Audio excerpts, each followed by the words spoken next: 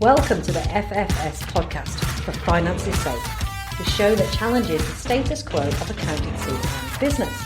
We're here to break down barriers, remove the gatekeeping and freely share the kind of practical advice and insider knowledge that most people keep behind closed doors.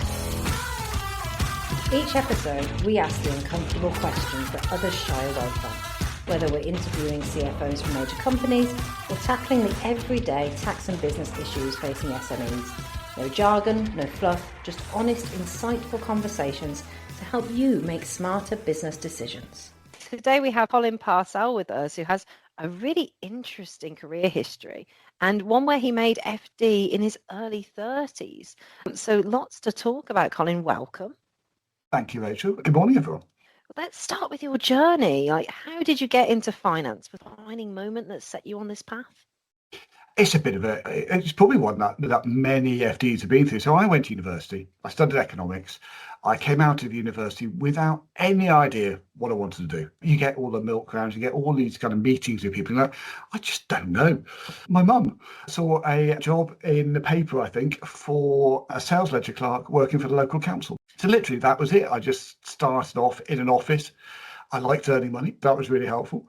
Especially after years of university. Exactly, yes. So I just took that on. And I thought, do you know what? I can actually do this. And quite enjoyed it. I enjoyed the people I worked with. And I then applied for a graduate position as an accountant. And kind of my career took off from there. It literally was a fluke, really. And I ended up doing a job that I quite enjoyed and carried on. Fantastic. So quite a traditional route, having gone to university first, although not in accountancy, in economics, which is actually so closely related to accountancy. And many of the modules in CIMA do cover economics. Did you go on to do chartered accountancy? Yeah, I did. So I actually trained outside public practice with the ICAEW. So I did that with Zurich Financial Services, who were brilliant, I have to say. The scheme for graduates is absolutely amazing. And we got an awful lot of support internally within the business. Now, I spent 5 years with them. I qualified during that 5 years and had a wealth of experience that kind of set me up for my future. I've got to say, there's some fantastic graduate schemes out there, even now, where you get to rotate around different departments and learn different job roles so that you can decide where you want to go. Was that sort of your experience? It was actually. That's spot on. I can't remember everything, but I spent some time in doing management accounts. I spent some time with the financial accounting team. I spent some time in internal audit, during which I realised I probably shouldn't work in internal audit. I know tax was supposed to be on the cards, but we didn't do tax. But it did help me understand really the basics as to how each individual accounting part of the business operated. It's interesting because you get that sort of holistic whole view of accounting by doing that. And it's just a great route to go to anybody who wants to get into accountancy, but perhaps isn't sure which part of accountancy they want to do. Definitely. And increasingly, I think companies are making use of the apprenticeship scheme and things like that as well to bring in apprenticeship accountants to try and give them some of that experience in a slightly different way, maybe to what I had, which was very structured. But again, you start to see different things if finance is actually something for you. If you could give one piece of advice to your younger self back then when starting out in your graduate role, what would it be? I think my main bit of advice actually is to kind of self-promote yourself a little bit. I wasn't very good at doing that. I was quite modest, and I suppose from my background, it was very much if you spoke loudly about what you were doing, you were kind of like teacher's pet. So it felt like a negative thing to do, but actually to promote yourself in a soft way in terms of the good work you're doing and the impact you're having, I would recommend that to myself because I wasn't very good at it at all. And that's one thing that no one else is going to promote you. It's not just that you don't succeed because you've done some good work and you've worked hard. You succeed because you've done that and someone else knows about it. But I think that's great advice to your younger self, to our younger listeners. Shout about your achievements. I know personally on my CV, I put a job, how long I was there for, what general duties were. What were my key achievements? That's the main bit I want to put on there. Yeah. What were the things that I did that really made an impact on that business? What's the biggest risk you've taken in your career? So for me, I think it was when I left Royal Dutch Shell. So I'd worked 5 years at Zurich Financial Services. I then spent 3 years at Royal Dutch Shell in London. And if I'd stayed there, I would have had probably a very solid career with a very reputable employer. It was always number one, number two in the FTSE 100. I think it still is now. It's really significant, lots of roles, lots of interesting different things you could do. But I found in my role there, I didn't feel like I was adding value. And to be honest, I wasn't having that much fun. I wasn't particularly enjoying what I was doing. I was learning loads, but it wasn't motivating me too much. So I left to go and work for First Choice Holidays, which is now part of TUI and got bought up a number of years ago. But that was a smaller business, still a significant size of business, but somewhat smaller. And from a finance perspective, the processes were all a bit of a mess, and we had some interesting discussions with auditors, all that kind of stuff happening. But I could feel like I was adding value by making really positive change within the team and within the business. And that for me was brilliant.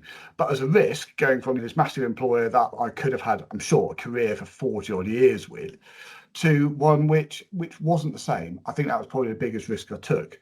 And yeah, that absolutely paid off really positively for me. And I found a business and a product and a role that I just loved. And I thought, I'm going to really enjoy this. This will be good fun. Having good fun it definitely makes a job worthwhile, doesn't it? So I know you've got some interesting experience with liquidation that our listeners will love to hear about. And I personally have worked in businesses where we've geared them up for sale and they've been bought out, and we knew that we would have no job at the end of it. But that's a different experience because there's generally a golden handshake at the end of it, a bit of a glass of champagne, and off you go, and we're back in the job market. But when you're going and you're steering the ship to liquidation, that's a completely different experience. Could you tell us a little bit about that? Yeah, it was tough. I'll be honest, it really was, and not just on me, but on everyone else who was involved in the liquidation process, but also the whole team involved. For context for everyone, I was Chief Financial Officer at STA Travel, and I joined literally about 2 weeks before lockdown started in the UK. So I joined a business that hadn't had stellar financial performance in recent years, and we needed a bit of a turnaround to improve that performance, but had an amazing brand, had an amazing history, really good people there.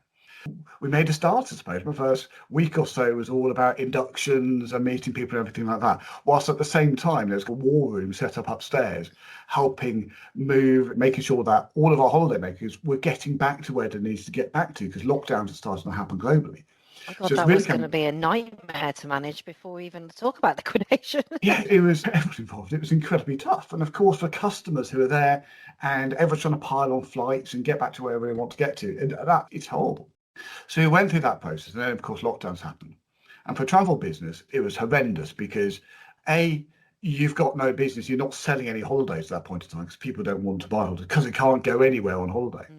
And at the same time, probably you've taken deposits or you've taken money from customers in order for them to go on holidays. You might owe suppliers some money, etc., etc. And we had lots of our cash tied up with airlines on deposits and bonds and all this kind of stuff. It turned from being a really challenging position from that perspective to a cash flow management position.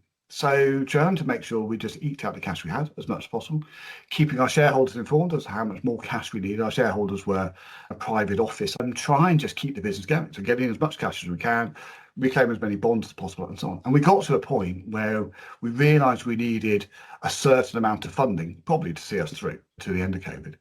And unfortunately, our owners weren't prepared to put that money in. It's not the situation I'll ever be in where I've got that kind of cash and that kind of discussion to have. But unfortunately, what that meant was we then had to seek advice really as to what to do. It's my key piece for anyone who ends up in that situation where you're running out of cash is you need to get professional advice. You need lawyers involved. So you're not necessarily making those decisions yourself as to what you should do, because the priorities change from being making a return for your shareholders fundamentally to making sure you're protecting your assets for your creditors. And of course, as creditors, if you do the wrong thing, they could potentially sue you for doing that. You become personally liable as a director, mistakes you might have made. We got in some lawyers to help us, and we got in professional liquidators to help us go through the process, which is, from one side, a massive learning experience for me. On the other side, having to tell your whole staff that unfortunately we weren't able to pay them for their last month and this was happening and all that kind of stuff. It was just horrendous. And they were such good people as well, who really cared about the business. So it was. And it's happening tough in the middle of COVID in the tree. So them getting another job is going to be quite difficult. Yes, it was for a number of them. And what was really frustrating for me is we had parts of our business actually based in other parts of the world where we could get some funding from governments and so on to help see us through, or see that part of the business through. Whereas in the UK and some other parts of the world, absolutely impossible to get any funding at all. And of course, post COVID, travel companies have rebounded really strongly and have got some fantastic results come through. Probably still a lot of them started with debt that need to be paid from the period, but the business is back. And if governments or indeed our shareholders have supported us through that, chance our STA would have been on a really strong part of repaying that debt it had at the time. But yes, it was tough, but it was in a fortunate way. I suppose I had a bit of savings, so I was able to support myself. I felt horrendous for anyone else who's involved who wasn't in a slightly privileged position I was in. Yes. So, Colin, FD in your early 30s, it's quite an achievement. How did you get there? And was there anybody that gave you a particular break in business or particular job roles that you took? Did your path get to there? It was that First Choice Holidays, actually, always off the back of the work I was doing now. So I joined First Choice and I did a head of kind of financial control for a part of the business. What happened there, we had a lot of new work came in because it was going through a divestment process and things like that. So I put my hand up to do some of this work and to get involved. And off the back of that, and some of the good work I did, I got another role, which then increased my exposure to senior decision makers within the business. And so much of it was just literally that bit of volunteering for new and interesting and something different and so on. Work that. I didn't know how I was going to do it, but I thought I'll have a go and I'll see if I can. Off the back of that, I was fortunate enough internally to be offered a finance director role following the kind of acquisition and M&A and everything like that. Fundamentally, because I'd taken that risk of just having a go, displaying the work ethic qualities that I had. Becoming an FD relatively young, I realised pretty quickly I had an awful lot to learn in that role as well. So I had to pick up an awful lot. I had to learn an awful lot from people around me. Sometimes it's just working quite hard at that and making sure you put the effort in and make the most of the opportunity that was available to me. How to let go actually was one of the things I learned in the run up to becoming an FD and an FD. So being able to delegate and being able to lead people effectively within your team and what they're doing, but they're learning and you're not doing everything was really important as well. So I think that's how I got there. But I was fortunate enough to work for a business that I loved and was really passionate about. They were passionate about giving relatively young people an opportunity to have a go if they displayed the ability. And a bit of my work, a bit of their risk-taking, letting me have a go, I think. Brilliant. I think I picked up 4 key themes there. So don't be afraid, put your hand up. Secondly, take risks, learn on the job. 3, demonstrate your work ethic. And 4, develop your leadership skills. Yes, I think that's probably true. What's been your biggest professional challenge? I think STA probably was. That was from a kind of a work perspective, definitely the biggest challenge I've been through. The end of that, and the sad end of that really was. I think from a more personal perspective, it's actually been around probably imposter syndrome. I was in this room with experienced leaders, talking as a leadership team, and it didn't feel like I was in the right place. I felt like these people all know what I'm talking about. I've got no idea.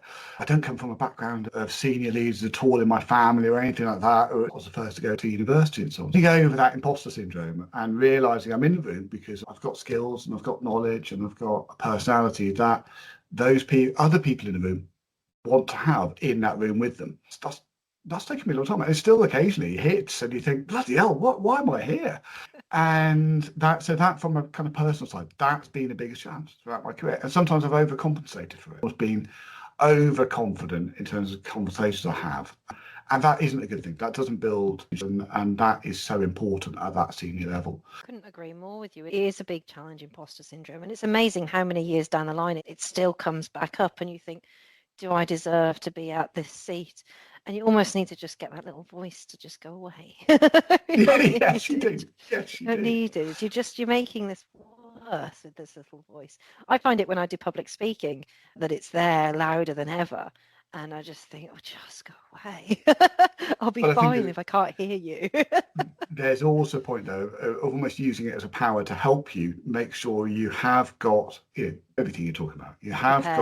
You're prepared and all that kind of stuff. You don't treat it as something that's easy. And I think that's really important. So it's turning from necessarily being a weakness into something that can help support you is probably a good way to look at it. So earlier you talked about trying different things and finding out if they're going to work or not. Have you ever had any really big failures that you look back and went, oh, that was a bad idea? Plenty, really. Any you wish to share? Yeah, that's part of the point. I think one of the ones that I did have, actually, one of the greatest learning experience, I'll talk about that first, was when I left. So First Choice got bought out by TUI, and I left them to go and work for a much smaller business as their CFO. I turned 40. I wanted to have a bit of a change in my life. I thought, this is the first time I'll have a go with private equity and see how I get on in that world. So I went from having about 100 finance staff to having 4. And I went from 650 million turnover business to 8 million turnover business. And I thought, I've got all this experience with these big businesses, sure, I'll be able to manage a smaller business. And it was incredibly hard not having the support network around me, not having all those experts around you that you can call on for anything, absolutely anything, not being able to go, oh, I need this done, I'll get John to go and do this, or I need this done, I'll get Paul to go and do this, or whatever. That's not the way the world works. You had to be a lot more self-reliant and build up knowledge that I didn't have about tax, or about how to make a payment through this certain payment portal, how to use Western Union, whatever it was. So that was a period where I just went through a massive learning curve and realised I didn't know everything about being a senior finance person by any stretch of the imagination. So I wouldn't say that was a failure, but it was a massive learning experience. Largest mistake actually was shortly after I joined one of my businesses as CFO. Discovered through looking at kind of some past papers, if you like, and discussed with people. They'd had a review of their cost of sales accrual and it wasn't right, and they'd corrected for it and they were comfortable it was okay now. I trusted that, I had a discussion with senior individuals, and I thought, sounds like they've done the right job. A couple of years later, unfortunately, it was quite a period later, I then found that actually it wasn't right, and the problems significantly that not right. Yes, we're still not, and actually it's got worse.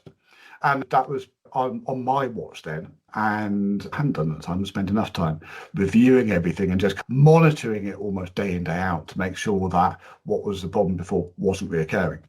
It kind of came back to us, partly because actually we sorted out a load of our processes and all of a sudden had a lot more visibility about what was going on. So that was probably from a mistake I made. That was the biggest mistake. I think that's a really good piece of advice tucked in there, that not to necessarily take things at face value, especially when there's been mistakes, to get to know the process yourself and be 100% sure that what you're being told is true, especially when you're new into a business. So earlier you mentioned you're going into a new role. Congratulations. Thank you. Tell us a bit about that role. What is it you're going into this time? Big business, small business? So it's a reasonable sized business. So this is a Fred Olsen Cruise Lines. So I'm joining them next week as CFO. It's a 250 million pound turnover business. We've got 3 cruise ships. We sell a tremendous amount of holidays to people who want to go cruising. I think the most popular holidays is the Norwegian fjords, which I'm now booked on to go in August. Do you get a discount? Because that's what people will be asking. I get a little discount, but that's one of the perks of working for a holiday company. That's it, though. It's a bit of advice. If you like cars, maybe go work in the car industry in finance, get a discount. If there's something you're passionate about, go work in that industry. And in finance, we have the joy of being able to work in any industry. Labour have had a couple of budgets now. What's your take? Do you think they are going in the right direction? It's a bit of a tough one, actually, I think. I think being realistic, pre the election, the economy wasn't in the best shape.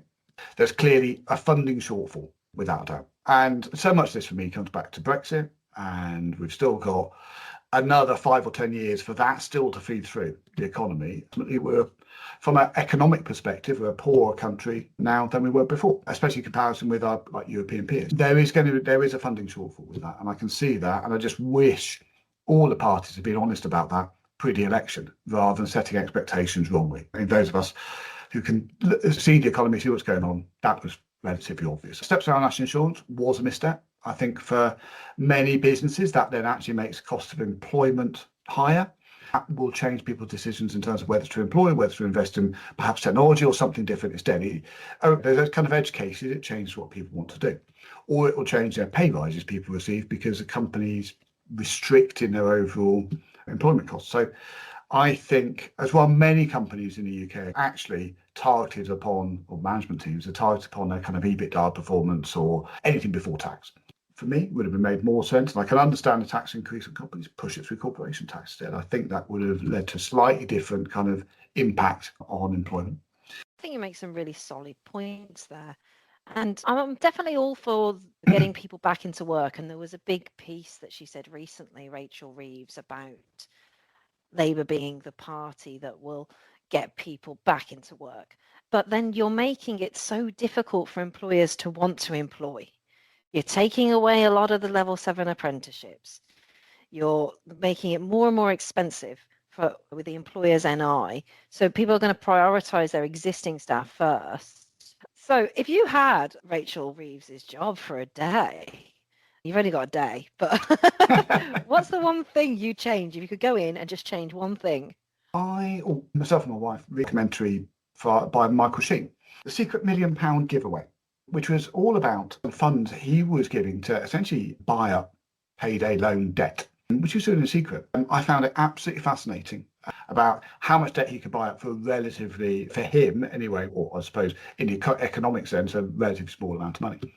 Fascinating amount of, or the lack of response he got from the large banks, from actually the government itself, to understand why this kind of debt exists in the first place, and the challenges it puts on low earners once they enter this cycle of very high APR debt. No one understands what APR means. No one understands the impact not paying back your debt immediately will have on you and will have on your families. And it's just the low earners that generally are taking these loans more often than not. But what it's also doing at the same time is supporting profitability elsewhere within the business cycle. So for me, that is one thing I would kick off a review of all of that. And you heard it here first. Colin's taking on the loan sharks and the banks. What's the worst piece of financial advice you've ever heard? So mine's normally any time I think I'll buy some shares. The worst, I've got the worst record in the world. I nowadays ignore my own advice and I don't buy any shares. Don't buy any shares. I've got such a bad track record. Brilliant. If you had to explain to a 5-year-old in one sentence what you do, what would you say? I think I'd say I work for a holiday company, and I help make sure that holiday company can sell holidays to people like your parents and you. Yeah. Finally, if you could swap jobs with any finance leader in the world for a whole week this time, who would it be and why? I love my technology. So for me, it would be a CFO at Apple, who's recently become CFO in January, I think. So partly because I'd love to see just having that kind of those supply chains internationally, especially with Donald Trump's tariffs and all that kind of stuff, just how they're facing all of those, I think would be absolutely fascinating. But also they've clearly got some problems with the Apple Intelligence products and Siri and everything like that. So just to understand how they're approaching those and some of those discussions, I think would be absolutely brilliant. So for me, that would be, a job I'd love to have for a week. That's an excellent answer. I wouldn't mind doing that myself and get to learn a little bit more about what goes on there in Apple headquarters. Thank you so much, Colin, for joining us today. This has been a fantastic conversation. I hope you've enjoyed it as much as I have. Brilliant, Rachel. Yes, I have. It's been great. I've loved being here. Thank you very much. Brilliant. And best of luck in the new role. Thank you. I can't wait. Thank you, listeners, for tuning in. If you would like to hear more free business advice, please press that subscribe button to our free podcast or follow us on LinkedIn.